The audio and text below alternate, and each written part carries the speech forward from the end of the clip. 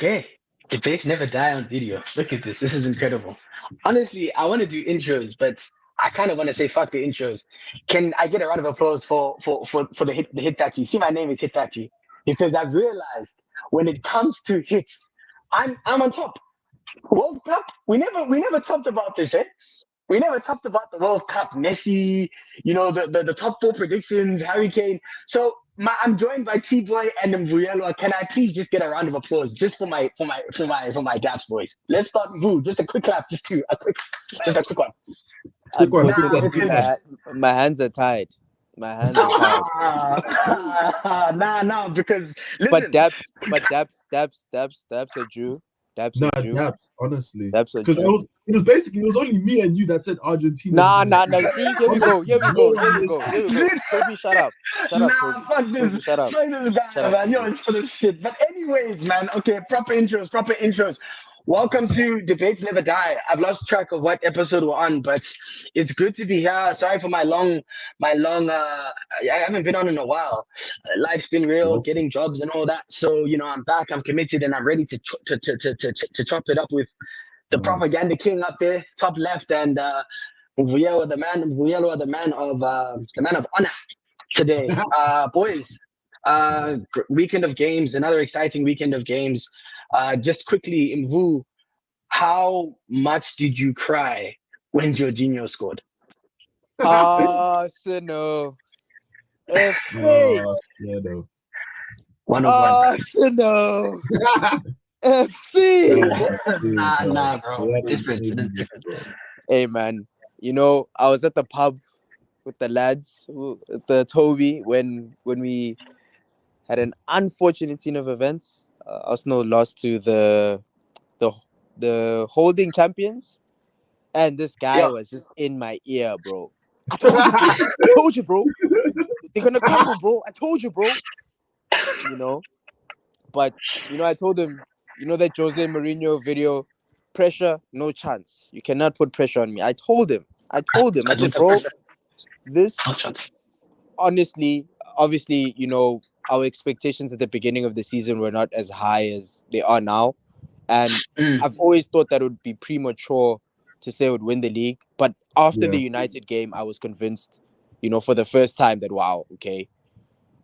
Stumbling blocks, where now, I still believe. But I said to Toby that this season reminds me so much of the Invincible season when we went through the spell of bad results, because I remember in that season as well, we went like 3-4 games without getting a win. And Thierry Henry had that iconic moment, sidestepping 1, sidestepping 2. Yes, sir. And that game ended 4-2, if I'm yeah. not mistaken. And my prediction was to Toby. I said to Toby, this weekend, something of the same ilk is going to happen. The game will end in that same way. We're going to win. And just so much of this reminded me of that time. I think Robert Pires even came out in some interview and said that this side reminds him a lot of the side that he was in. So I'm happy. There's no complaints. I'm optimistic for the first time in a very, very long time. But there's just there's nothing to be pessimistic about. Winning the league, whether we win the league or not, this team has done above and beyond what we expected them to do. So I think it's only up from truly. I was gonna actually ask Toby, because another weekend, another Marcus Rashford goal, as I saw you doing that celebration that he stole from 4 people. How do you process your emotions? Because you're Arsenal's biggest hater, but you're a United fan. So on weekends like this, where don't look confused, bro. We might just have an episode where I come here with receipts, but I was gonna say, on weekends like this, are you? And when Tabani's here, I want to get a United outlook on how you guys are actually feeling, because I feel what will happen is niggas are just going to be silent, and then if in the last 2 weeks, if you're by the top of the table, you're going to be making noise. But I was going to say, on weekends like this where United win, but your rivals also win, are you just focused on Man United saying head down, do our work, or are you kind of looking elsewhere and saying, okay, we won, but these niggas need to lose points? Well, like you said, I have my ulterior motives this season. There's certain clubs that can't be happy. That's just me. But personally, I think I'm more I'm more excited with what United have been doing this season. I think, especially given the run of games we've had, no rest. Like these next few games we have are going to be very, very difficult. Barca on Thursday, then we have to go and play at what? Who are we playing soon? I think Liverpool at some stage. Like the whole run up to the games is looking pretty deep. But I don't know. This season, I've just been looking at United. I think we're taking game by game, and I like what he's done in terms of rotation. So a little bit, not as much rotation as I would like to see, but he's improving at least with that. So to answer your question, I think we're just focusing. Well, I'm just focusing on Man United at the moment. Not really watching Arsenal. Maybe I'll watch them, but it's like, you know, two eyes are on United, and then I'm just glancing at Arsenal. And just by the way, yeah. I'm so sorry to interrupt you, Malcolm. Toby and I will be going to that game, United versus Barca. Yeah. So we think there might be some debates, never die content, but that'll be hot. It's gonna be so nice to watch Toby tears. That's just my side. Oh yes, yes. Is Dembele back, by the way? We're gonna get into that, but he's not back. Okay. Now we need exclusives, we need videos, we need reactions like they give with Carragher and Neville. That would be beautiful. But before we get into the midweek matchups, because I do want to get into that and what's coming. Let's start off in back in the Prem, right? Very Prem oriented podcast. Unfortunately, it's the best league in the world. Chelsea. Listen, I love smoking packs. I love laughing at other teams. But it's getting to the point where I'm like, my dad he's tuned out. Like my dad not anymore, he's finished. Let me start with Toby. Toby, when you look at this Chelsea team, what if you could, in a few sentences, just what do you think is the primary problem? There are a lot of problems, but what would you say is the primary problem? It's just a squad of, I would say, individuals. I don't think it's a squad that's obviously they're in the rebuilding phase. I get that, but I don't know. Like, there's not that much chemistry between a lot of different players. I think it's just an instance where we have like Mudryk, Cucurella, they're not on the same wavelength. Like Enzo, obviously he's doing an all right job, but like he's taking a while to adopt to the Premier League physically. I think we saw that against Southampton, especially. Man was almost getting bodied by Ward-Prowse and them, man. Lavia at 18 of the whole game. So I think there's still a lot of things having to happen. And like one of my biggest things I've said is that this Havertz, Felix combination, oh my goodness. Something needs to be done about that. And they tried at least. Brought him for Fana. Bro, I just want to know, sorry. Like when you pick up your agendas against players, what happens? Like what did João Felix do to you for you to be his number one hater? Well, I'm not this is the thing. Kanye said on the last podcast, you guys should go listen to it. He said all he asked for is a 30-game consistent season since he's left by Benfica, and he hasn't done that. He said we've been hearing about excuses for him at Atletico all this time. People are saying the same thing, that he's just an ideal footballer, and that that he cannot succeed in Simeone's team, all this. But all he wants is just a few consecutive games. We look at someone like Griezmann, right? Come on, he's playing under a Simeone team, but he's sometimes he does something. Not sometimes, most of the time he's doing something, at least something of substance, and that's all I ask for João Felix, bro. Okay, I understand being like questioning the kid, but bro, you would think this guy stole your hand. The way you mate, I swear I came on Twitter at like 2 a.m. and I just saw João Felix tweet from you, just from nowhere. This fraudulent Portuguese. I just want to know, man, because you're not wrong. Listen, I think at this stage, right, no one can fight that, because João Felix has been at Atletico since 2018, and it's 2023, and we still haven't seen, the player that we were told about. But I just want to know, like, what is it about? Because he seems to specifically annoy you. The way Anthony annoys me, he seems to do that to you. What is it about João Felix? Because the average slander, I was going to jump on the train. I'm not a João Felix fanboy, but I'm like, bro, he's played 4 games. Like, come on. Okay, I think most of it's my fault. Obviously, I'm on Twitter a lot in terms of football content. The stuff I see, from sensationalist fans, they said the 4 best players in the world. It was Saka, Rashford, and Mbappe. Okay. Haaland, and then Felix was there. I'm like, okay, that makes sense. I'm like, even then, like, I think I posted a video on social media talking about, like, this guy is a little bit overrated. People were saying, no, have you not seen this guy play? Oh, he's such a baller. But then I asked him, when I asked them, so when was the last time he produced I said, okay, when is the last time he gave me 15 goals and assists post Benfica? They couldn't name anything.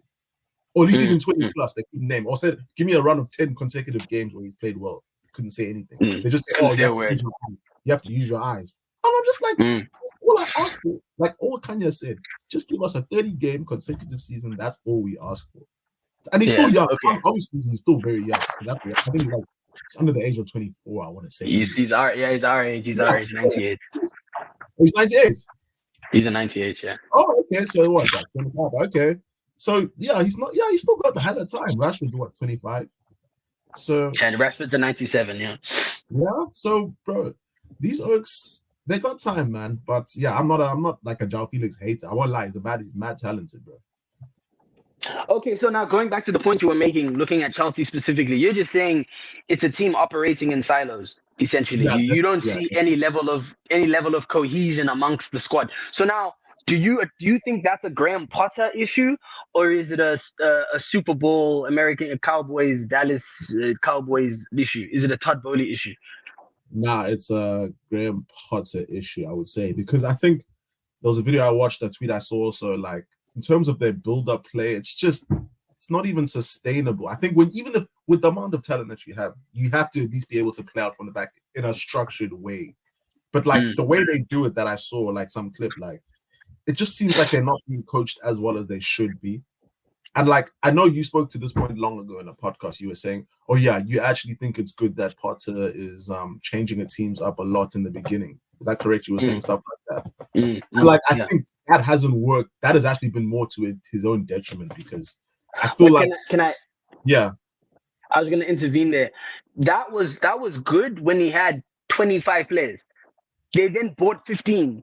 So now, like back then, when you're rotating 25 players, you're creating competition amongst those 25 players. Think of it from the perspective of a manager or any. If you have 20, you're rotating 2 teams of 11. You're creating competition, and you're creating partnerships. You're curating partnerships, and I think Chelsea, you started to see a few popping up.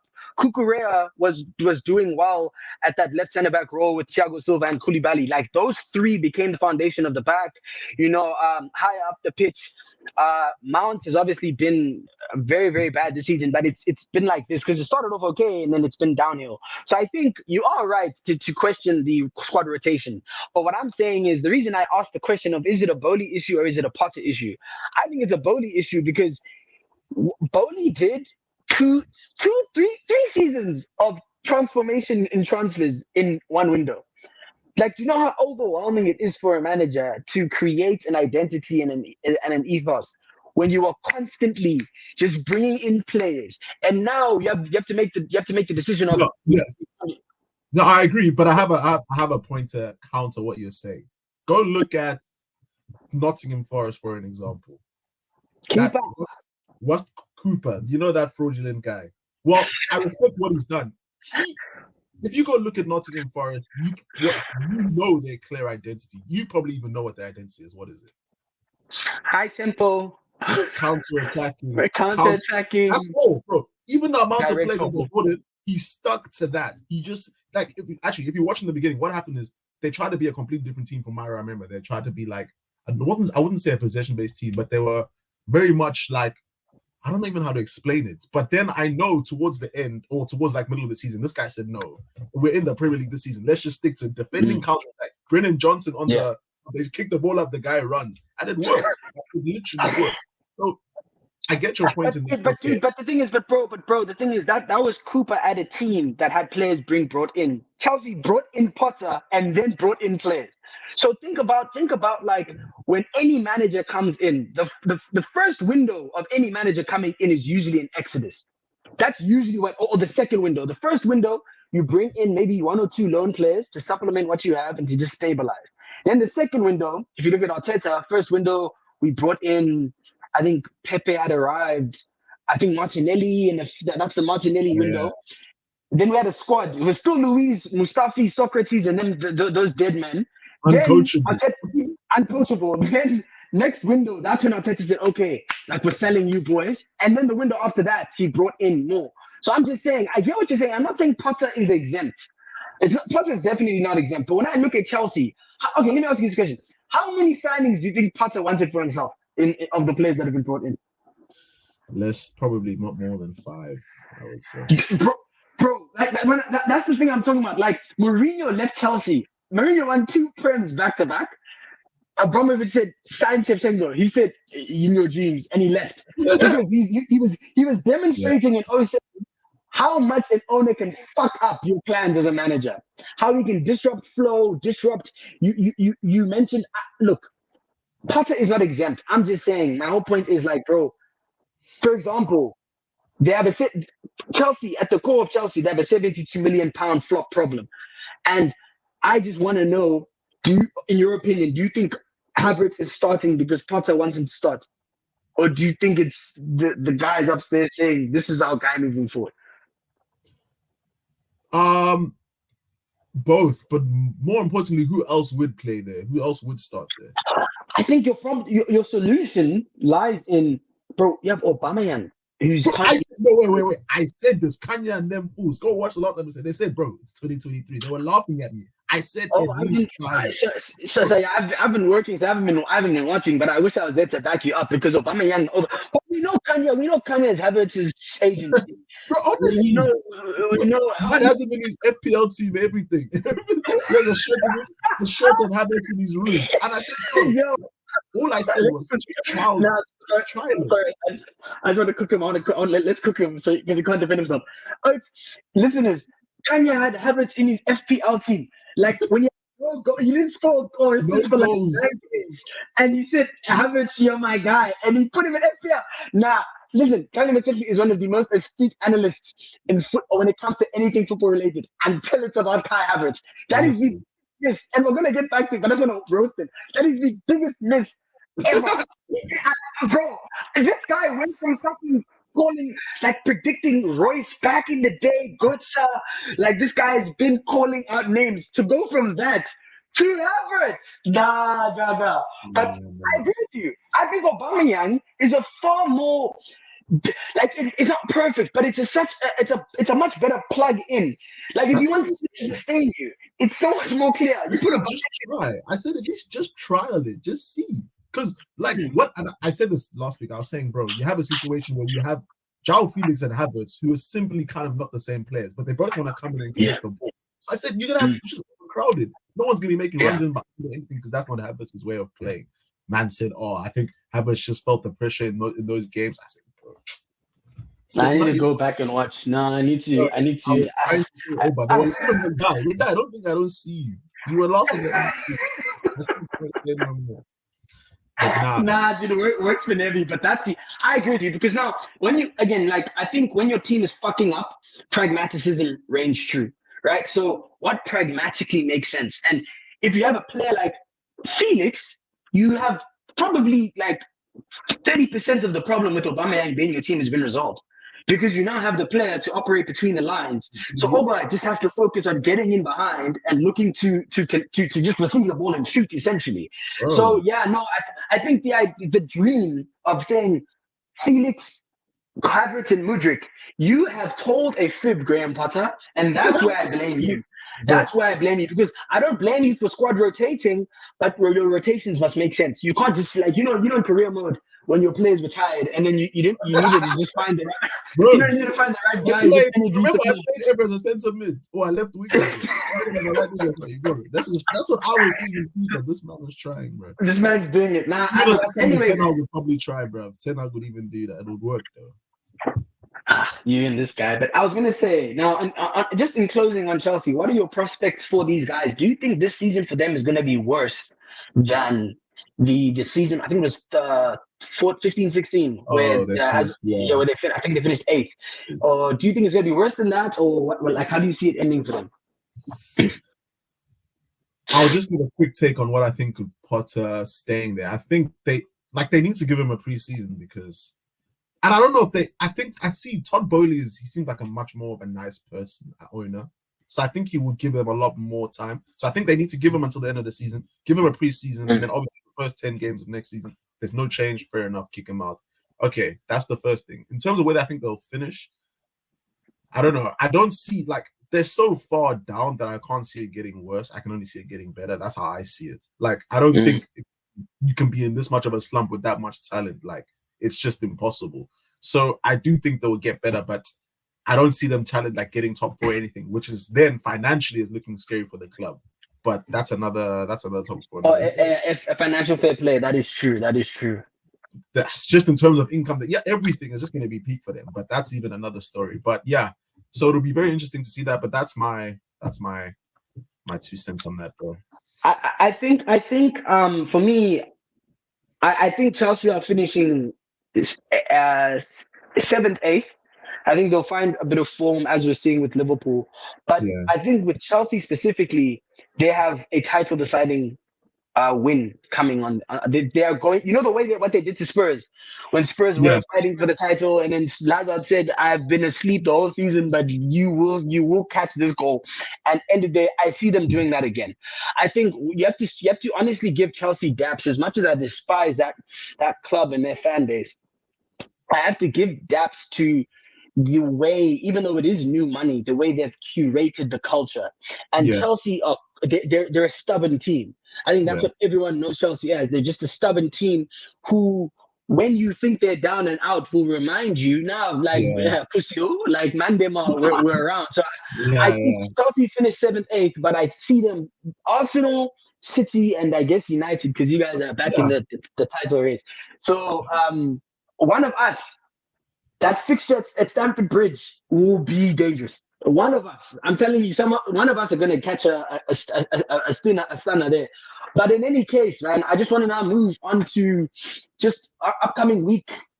Big games on Wednesday, Thursday, Tuesday, Wednesday, Thursday.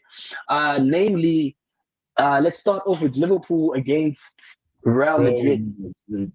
We've had so many conversations about this on the group.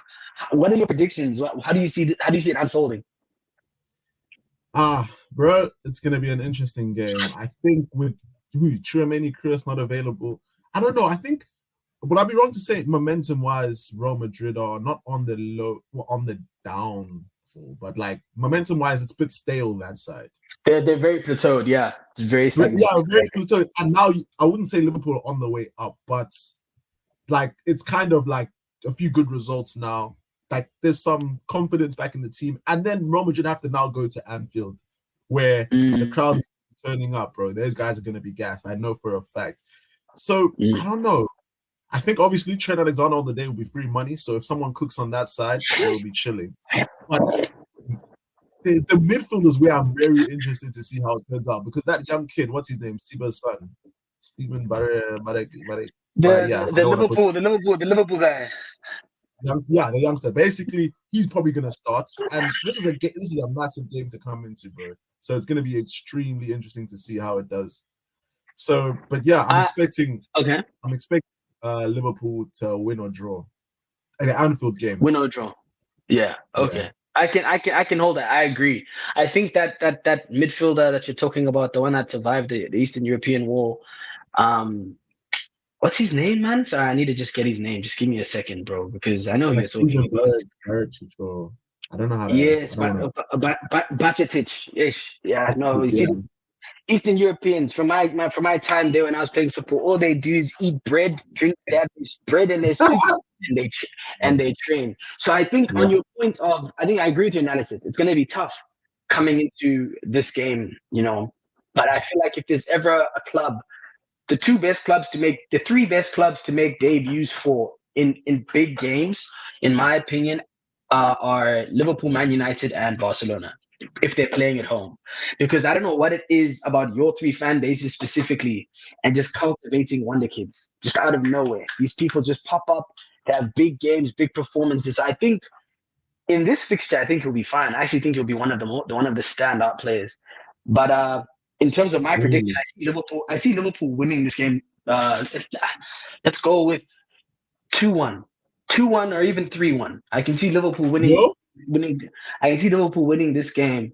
But when I tell you the Bernabeu is going to wrap them, when I tell you they're going to get fed 3 or 4 at the Bernabeu, I am not joking. Because Liverpool have fallen victim to their emotions, and there's nothing worse as a club than becoming a team dictated by your emotions, in the sense that if you're playing well, the mood at the club is happy. If you're playing badly, the mood at the club is bad. Like, Yeah. being so volatile is a problem, because Oh, yeah. once a little bit of doubt creeps in, you capitulate. So I think Liverpool going into this game, as you pointed out, their fans for the 15th time this season are saying we're back. Okay. Yeah, So, that Paddy guy from that guy. bro, I had Liverpool fans DMing me when Arsenal were 2-0 down, bantering me, trying to say, my boy, I didn't respond. Because I said, you boys, talk to me next season when you're serious. Right now, focus on Brighton. Honestly. You're not here. Arsenal, United, City, Spurs, Newcastle are entertained. You oaks roasting me, we can go into a back and forth. Liverpool, no. And Honestly. that's kind of the bro, it's ridiculous. But that's the point I'm making. I think it's indicative of the fact that they're just too emotional. They're too emotionally volatile, and it's insane to me, because how can a club that has spent 5 years winning forget how to conduct themselves as winners? Like, that's just, it's like Liverpool of old. Remember Liverpool when we were like younger, and you would just kind of be like, other than like 08, 09, and 13, 14, they were like, who are you guys? Like, Yeah. yeah, so like it's like they have that mentality, and I'm like, bro, you just won the Prem and the Champions League, and you're bantering me You're about behaving you're like that. DMing me about Aston Villa, and fans are saying we're back after beating Newcastle. Like, it's like they've forgotten how to be chat. But anyways, that's my prediction. I think Liverpool win first leg because of the reasons you cited. I think their momentum right now, there's a contrast in the teams. Not only are Madrid kind of stagnating, with Barcelona seemingly running off with the La Liga, but like, their teams now have injured players are injured.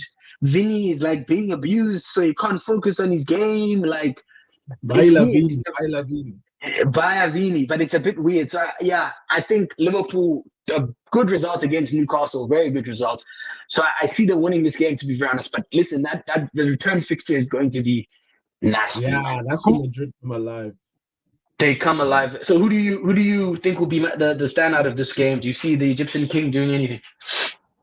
Bro, he never does anything. It's gonna be Vinny again, bro. I'm sorry. It'll be Vinny. That's the only thing. I just think he'll be cooking, bro. He's always cooking, and he'll definitely cook whoever he's facing that day. So that's your play of the draw between these guys. You think Vinny will be the difference? Vinny or Nunes. I can see Vinny or Nunes for some. Actually, I think Nunes might be injured. I don't know if he'll start, but he had a shoulder problem. But if he starts, Vinny or Nunes. Oh yeah, I didn't know that Nunes was injured. He was a big part of why I'm predicting Liverpool will win. Because listen, Darwinito, Darwininho, that's my guy. So if he's not playing, then I'm changing my prediction to a draw. But if he's playing, Liverpool are literally. Madrid will not know what hit them. That fucking chaos, all of chaos. You just run. You don't know where he's gonna go. He's the best.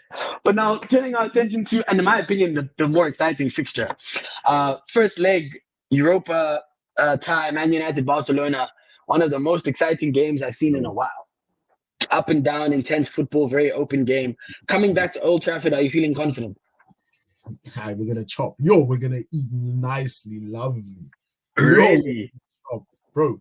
And I say this with the utmost respect for that Farmers League. But now those Oaks are injured. We have no Pedri. They have no Pedri, first of all. They have no Javi's also injured. I mean, no, he's got a suspension. So who are they gonna like? What do you think they're meant to do? Sergio Roberto, Frankie De Jong, and who? Sergio Kessie. I think Busquets is back too. Oh, is he?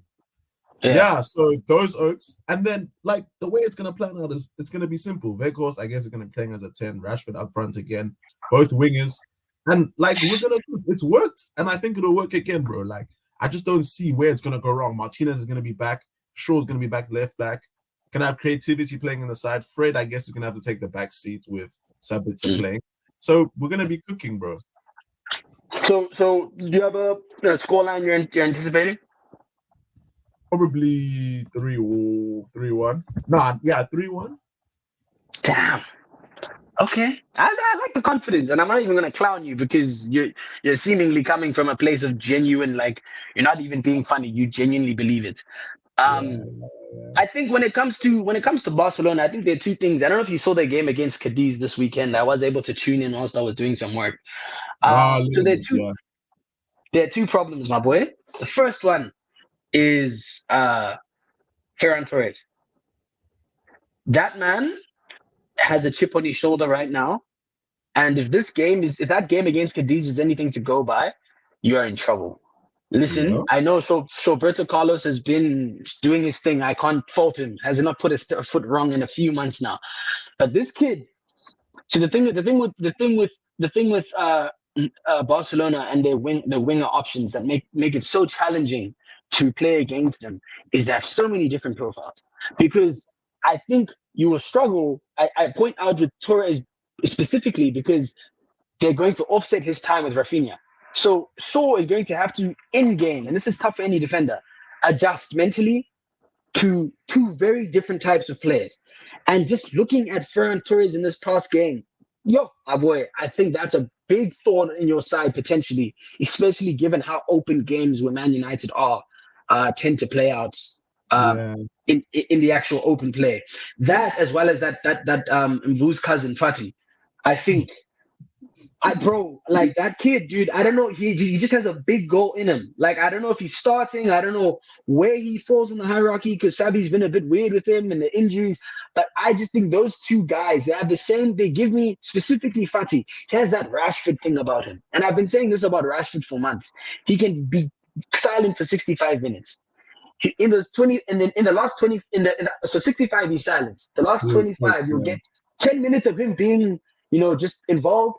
That other 15 minutes, he's scoring 3 goals. And he's fucking you up. And Fati has that thing about him. So I'm like, I don't know, man. Also, what your centre back pairing look like? Because if it's going with this Lindelof and Martinez against Lewandowski, because that's what you played this weekend.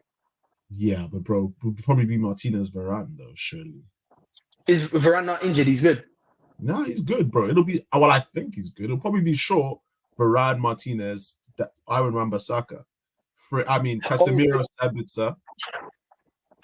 You think I don't think Wan-Bissaka starts. I don't think Wan-Bissaka starts with Casemiro back. Why? I think now that you have Casemiro marshalling the defense, you're gonna want that extra man, especially because it's at Old Trafford. Yeah. Right? If no, look, I think Wan-Bissaka should be the guy because if Balde is playing, you need Wan-Bissaka there. You need Wan-Bissaka. And he will start. He will start Balde. I think he will start Balde. He played well. Yeah, actually, he played well. When he benched, he played well there. I won't lie. He did play well. I think. Look, man. I think you're going home, bro. I think Barcelona are. You guys are.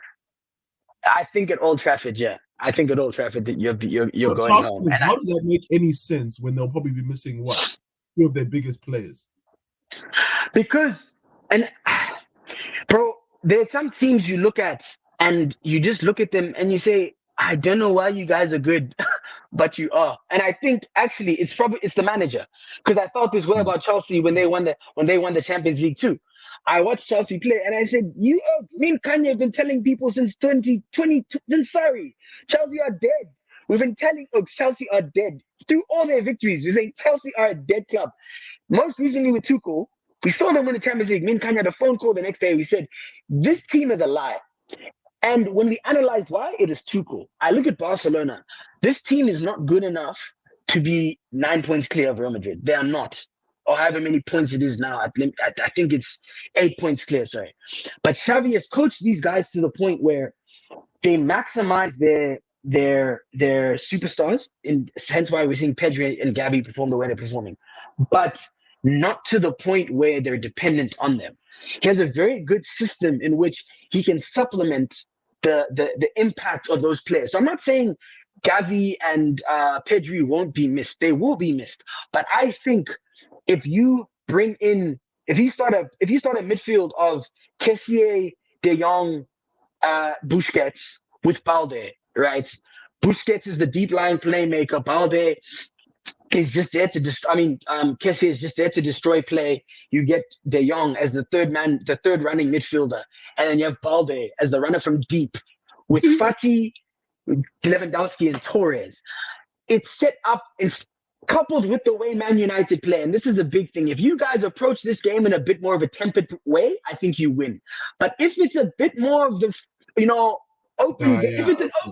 If it's an open game, bro, I don't see you winning. That's where I'm standing. Not because Barcelona are better at it than you, right? I think Man United are one of the best teams on the break in the world, but because it's like, I don't know, man. There's just something very dangerous about playing open. As an Arsenal fan, I know this. There's something very dangerous about playing an open game in a second leg of a European competition at home. Because we've done that shit. With AC Milan, we did that shit with Barcelona, we did it and it bites you. And there's something about like the away team not having the pressure of the fans. Because I don't know, man. But yeah, that's just my gut. I don't fault you for your perspective because I think it is a good point, bro. Gavi, dumbass yellow card. I don't know what he was doing in that stupid fucking yellow card. But I know Rue's sad. But yeah, I just think the technical level, the drop off. Actually, well, it's not that big because you bring in someone like Busquets already, who's very sound technically. But losing those two is crazy. It's big. It's big. I think also Casemiro coming back is maybe something I'm under look. I forgot about that. Yeah, Casemiro, Sabitzer. I don't know if Fred should start or not because he's played. Fred confuses me, dude. He confuses me. But man, can I say something crazy? Can I say something crazy? Something crazy. Mate, Fred off the left. Listen. Not at the beginning of the game, not to start the game, but in the last 30 minutes, Fred on the wing. That man is quick, man. Yo. It's scary. Right, but look, I'm not mad, dude. Let's see. Maybe the best team win. Well, obviously, we're waiting for you guys in the next round. It'd be nice to get an Arsenal United Europa League. I always forget this is round of 32, man, and it's this big. Isn't it round of 64? 64? Yeah, isn't it 64 then 32 or is it 32 then 16? I think it's 32, bro, and then 16. I don't know. My bad. Yep, that's crazy. Hey, bro, I've been in this competition for 5 years. I don't know how to work. No, we'll be back there. We'll be singing the champions. I haven't heard it since I was 18. Bro. I was at St. John's College the last time I heard that anthem. It's nuts to think about. The last thing I want your thoughts on before we close this up, T-Boy, Man City, they start off their campaign in the round of 16 in the Champions League at RB Leipzig. What are your predictions for City going into this Champions League campaign? Of course, it's always a question of can they finally get it done. How are you feeling this season? I don't know, man. When I look at the teams that are it's so hard to judge in the Champions League, but I really do think they have a good chance, man. I think one thing we have to establish is that Pep, obviously, we've been saying this for time, needs to stop his nonsense because obviously we saw against Arsenal, he tried to do the same thing that he did against Aston Villa, playing what? 3-2-4-1, bruv. I don't know what formation that is. It's just he even said after the game he tried to do too much. He tried a complicated thing. Changed it at the second half. They played much better. So I think it's a thing of, and you know what I wonder in this situation? You know how is this not when your backroom staff come and tell you, bro, let's just relax. Like you've done this how many years now, and you're still trying to tweak things, and you know how it ends up. Or is the thing of his ego, his pride? You can't really say that to him because he's the main guy. Nah. I think they're the crazy scientists. They're with him, making the formulas. I think Pep's boys are the ones that tell him, yes, Bernardo, left back, yes. have him cover, yeah. Okay, fair enough. No, but yeah, I don't know. I think they'll have a good chance this season. They get the best ties. But it'll be, I think I can see them conceding a few goals, like maybe 2, but ending up scoring like a lot more. But because obviously RB Leipzig this season, they've been decent, I would say. They've been decent. How are they doing in the Bundesliga? I've not kept tabs on them at all. Let me actually double check. But I know what's his name back. Oh yeah, they're in title contention. They're 4 points over. Yeah. With Dortmund, all of them, man. So they're doing all right. Timo Werner, Chelsea are missing him, but there's Timo. Oh yeah, they're like what 4 points off the top.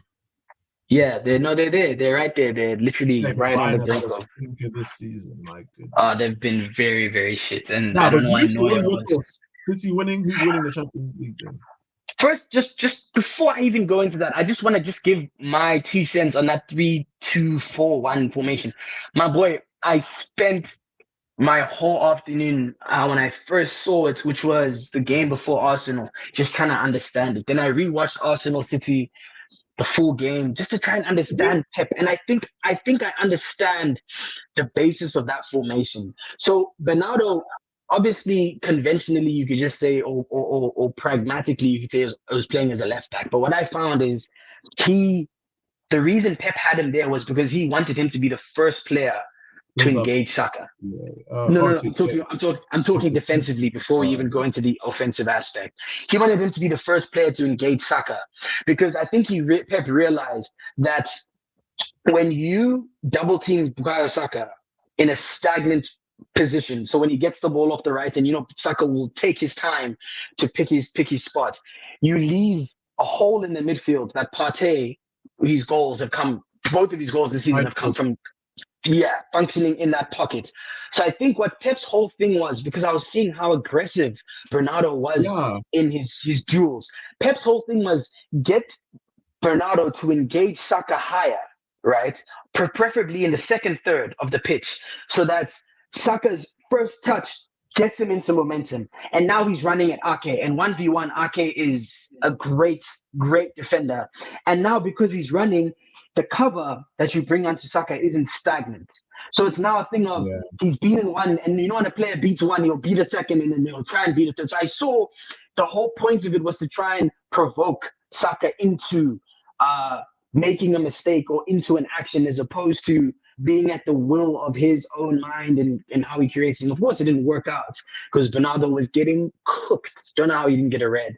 But I think that's the basis of it. And then on the right hand side, with Kyle Walker as a right centre back, I think the whole basis of that was for the overload, because you have a right centre back that can overlap.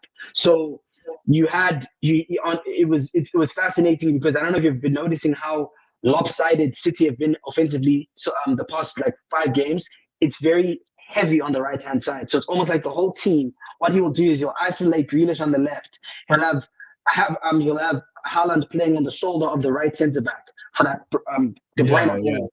And then that whole right hand side is Rodri Gundogan just slightly in front of him, Mahrez touching the touch line, De Bruyne floating, and Walker bombing on. So that way, it's almost like you're curating the cross for Haaland. So I understand it, but to your point, man, I don't know why. Bro, when you have a team like Man City, bro, Ferguson always used to say, and it was to his detriment when he met Barcelona, but he's like, we don't change for the opposition. The opposition changes for us. And I think Man City at this stage, bro, when you look at that fucking team, I saw Pep. I fucking love this shithousery Pep. Guy looks at the camera and says, "We don't have enough depth."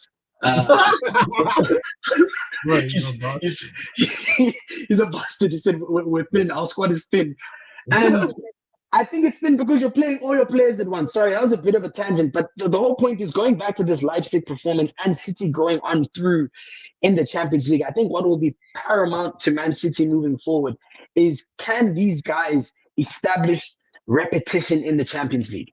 This rotation and trying new things for the Prem, sure. For the Champions League, I think the more comfortable your players are in a system or in a specific setting, the better. That's why Real Madrid played the same squad, same starting 11, if I'm not mistaken, every round from the round of 16 last year. Yeah. And that's why when they were 2-0 down with 5 minutes to go, because Rodrigo knew, okay, if it's the 68th, I'm coming on now. He's warming up before Ancelotti says warm up. You allow players to exist in a certain level of preparedness when you know what's coming. But when your manager is going from 3-2-4-1 to 1-5-3-2 to 1, it's like, bro, how on the bench, how do you mentally, clock in? So I think with Pep, I think they're gonna wash Leipzig. Shout out to them for getting this far, and I hope they can push Bayern in the Bundesliga. But I think going forward, in terms of can they win it, it will come. It's simple. De Bruyne, Haaland, just make sure those two are operating at the highest frequency. And let them go. Let them try. Let great players be great. I think sometimes football is as simple as that. Like, it's Yeah. why I think Rashford is performing the way he's performing, because it's not about X's and O's. It's about, dude, play off your instinct. I've never seen Rashford look this natural on a Natural, yeah. football pitch. This is probably what got him signed to at Man United. This is what progressed him through the ranks. Get the ball, take players on, get in behind, no finesse, shoot. Don't worry about R1, bruv. R1, super power, bang it. And he's responding well. So I think with Pep, the same thing. Keep it simple. Just let the game come to you. Yeah, And I see them. I still have PSG winning it, Champions League. But we'll cover that next round next week, man. You think they'll beat Bayern? Bro, T-boy. How long have you been on this? Yeah, Mbappe turned up when he came on, and he's gonna start. So yeah, but Neymar's out. Man, them are thinking about Mbappe. I'm talking about my goat, bro. Not the goats. Yeah, Mbappe is going to do what Mbappe does. Mbappe is going to always score. But with Mbappe, the value of his goals, and this is why I fight you guys when you say it's his team, the value of his goals are, in PSG specifically, are determined. Actually, you can even say for France, the value of Mbappe's goals are always dependent upon the high level performance of another star player. Mbappe, like, he's a match winner, but how many matches has he actually won it by himself? I'm not saying he hasn't done it. I'm genuinely asking, because in the World Cup is a perfect example of that. He scores a hat trick. I'm not incredible. That second goal, my heart, I couldn't believe it. But he loses, and not many players, in history have scored a hat trick and lost. And I'm not putting that on him. But what I'm saying is his influence on a football pitch at this stage of his career is in the final third. He is a final third, and players that only impact 1/3 of the game, it means that there are 2/3 subsequently that are at the discretion of your opposition. So now, if you look at someone like Messi, for example, or even Ronaldo back in his heyday, if Messi's performing well, that's 2/3 of the pitch that's being run.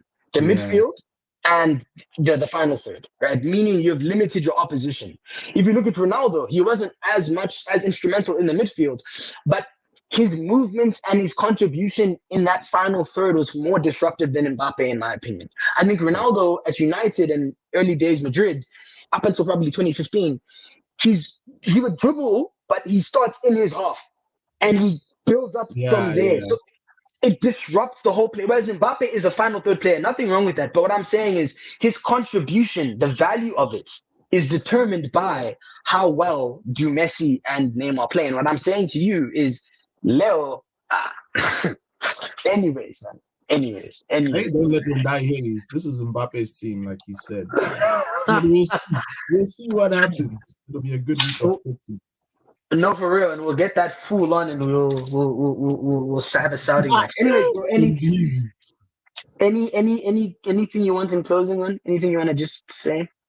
In closing, all I can say is Bukayo Saka, well done, Starboy. There's another Starboy on the way, so 2 of you guys will be at the top of the throne. And other than that, hopefully Man United, hopefully we can come in with a dub, bro. I'm praying, man. Fuck. I'm praying. Fucking big game. Now, in closing, I just echo the same. Barcelona, Man United, this is football heritage. Honestly. I'm excited. I'm excited, dude. Hey, dude, it's a new era of football heritage, but it's still football heritage. We're going to need you and Mvu to really supply us with we'll try some content, bro. Honestly, I'll get a post-match interview him, post it on our Twitter. He'll be crying, but it is what it is. Bro, last thing, obviously, Christian Atsu passed away. May God bless him. Oh, yeah, R.I.P., man, R.I.P. But yeah, other than that, we'll see you. We'll catch you guys soon, innit? Love. This has been another episode of Debates Never Die with me as your host, the Hit Factory, as it says there. And T-Boy, we lost him a bit earlier, but it is what it is. Check you guys soon. Peace.